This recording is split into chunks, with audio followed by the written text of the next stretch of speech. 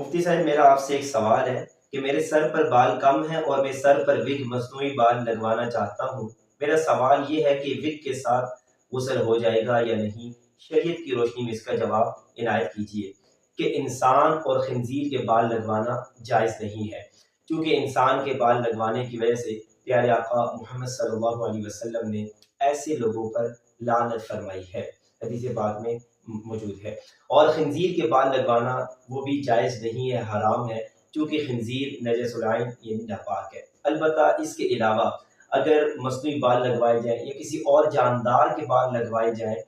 تو شریعت نے اس کی اجازت دے رکھی ہے۔ البتہ ایک شرط کا خاص طور پر لحاظ یہاں پر رکھا جائے گا، اس میں کسی کو دھوکہ دینا مقصود نہ ہو۔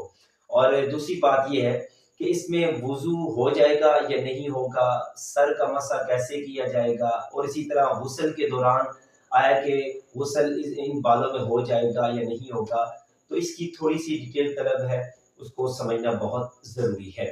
فار ایگزامپل اگر وہ کسی جاندار کی مصنوعی بال ہیں تو اس کی دو صورتیں ہوتی ہیں۔ پہلی صورت یہ ہوتی ہے کہ وہ بال مستقل جسم کے ساتھ جزو بدن بن جاتے ہیں اور وہ اتنے پیوست ہو جاتے ہیں کھال میں کہ مستقل پیوست ہو جاتے ہیں کہ اور غسل میں بھی انہی بالوں پر پانی بہا دیا جائے گا اور یہ غسل کافی ہو جائے گا۔ البتہ وہ بال ایسے ہیں کہ وہ جزو بدن نہیں بنے، وہ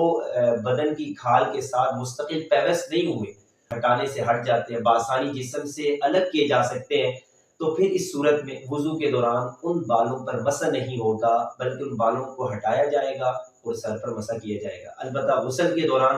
اگر پانی ان بالوں میں سے گزر کر جسم تک پہنچتا ہے تو غسل ہو جائے گا، لیکن اگر وہ پانی جسم تک کھال تک نہیں پہنچتا تو اس صورت میں غسل کی ادائیگی کے لیے ضروری ہے کہ ان بالوں کو الگ رکھا جائے، ہٹا دیا جائے تاکہ غسل ہو جائے اور انسان پاکی حاصل کر سکے۔